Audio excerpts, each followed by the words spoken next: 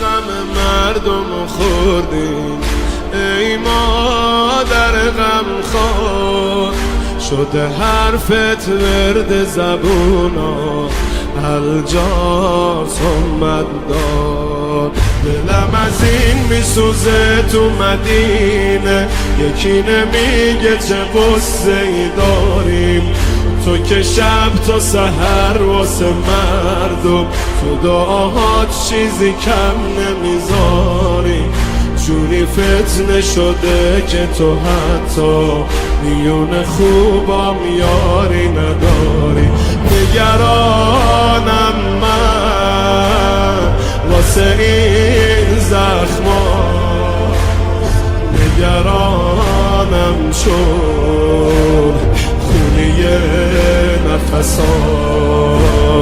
مظلوم مادر، بیکس مادر، میدوید تو کوچه یه نفس مادر. نفسش هیدر هیدر هیدر هیدر هیدر هیدر. بگو جان دلم هیدر، دنبال هیدر میدوی، از سینه اش خود میزده.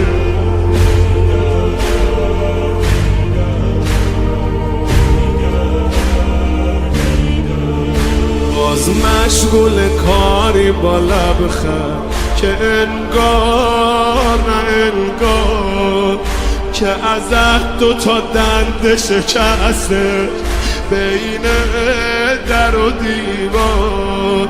چرا برات نگران نباشم که نفست گاهی بر نمیگرده.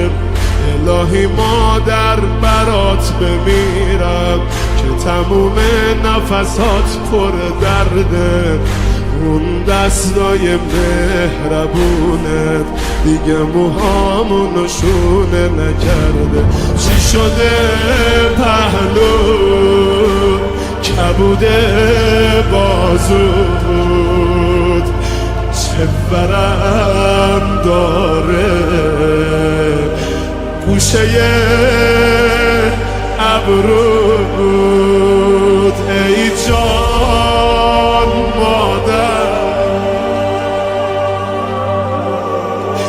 بیکس مادر، چی شده پهلو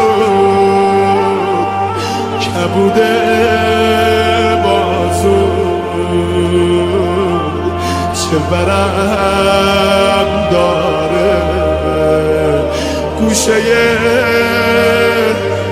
ابرود. ای جان